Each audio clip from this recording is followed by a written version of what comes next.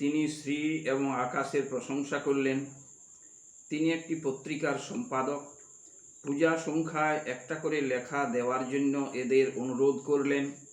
আকাশকে বললেন, আকাশ, একটা রোমান্টিক ছোট গল্প তোমার কাছ থেকে চাই। অনুষ্ঠানের সমস্ত ফোকাসটা যেন আকাশের দিকে পড়েছে। পাপড়ি তো মুচকি হেসে আকাশের সঙ্গে হাত মেলালো। লোয়ার ক্লাসের ছাত্রছাত্রীরা আকাশকে ঘিরে ধরেছে, অনেকে অটোগ্রাফ চাইছে। শ্রী এসব দেখে রাগে গড়গড় করতে লাগলো।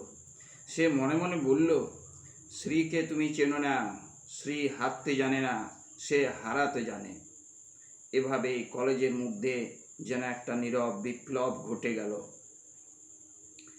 সেমিনারের পর বেশ কয়েকদিন কেটে গেল। প্রবল ঝড়ের পর প্রকৃতি যেমন শান্ত স্তম্ভিত হয়, কলেজেও তেমনি একটা চাপা শান্ত ভাব। আকাশ বুঝতে পারছে না এ নতুন কোনো তাণ্ডবের পূর্বাভাস কিনা। সে অনেকবার ভেবেছে শ্রীকে একবার ধন্যবাদ জানাবে, কিন্তু মুখোমুখি হয়েও কিছু বলতে পারেনি। এদিকে শ্রীর মনটাও অনেকটা শান্ত। সে মনে মনে ভেবেছে ছেলেটার ট্যালেন্ট আছে, সময় মতো একবার থ্যাঙ্কস জানিয়ে দেবে। সুজয় আর বিমান সুযোগ খুঁজতে লাগলো আকাশকে কিভাবে জব্দ করা যায়। শ্রীর কাছে ওদের গুরুত্বটা ক্রমশই ফিকে হয়ে যাচ্ছে। পরদিন ছাতিমতলায় পঞ্চরথীকে আবার দেখা গেল। শ্রীর মুখটা ম্লান, এখনও সে এই ধাক্কাটা কাটিয়ে উঠতে পারেনি। হঠাৎ নিস্তব্ধতা ভঙ্গ করে সুজয় বলল, ইউরেকা, পেয়েছি, তোমার মরণবাণ আমারই হাতে। সে এমনভাবে অভিনয়ের ভঙ্গি করে বলল যে সবাই হেসে উঠল। সকলেই জিজ্ঞাসু দৃষ্টিতে ওর দিকে তাকালো।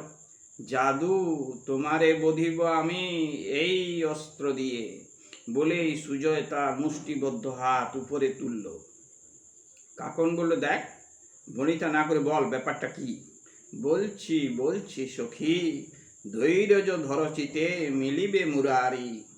কাকন আর সইতে পারল না, ওর পিঠে এক থাপ্পড় দিল।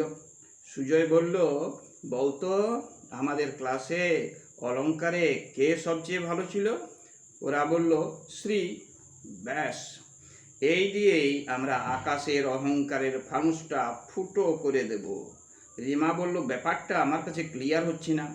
সুজয় বলল, পুরো ব্যাপারটা ব্যাখ্যা করে বলছি। আগামীকালের ক্লাসে আমাদের একটা অলঙ্কারের টক্কর হবে। দুটো দল থাকবে। এক দলের নেতৃত্বে থাকবে শ্রী, অপর দলের নেতৃত্বে থাকবে আকাশ।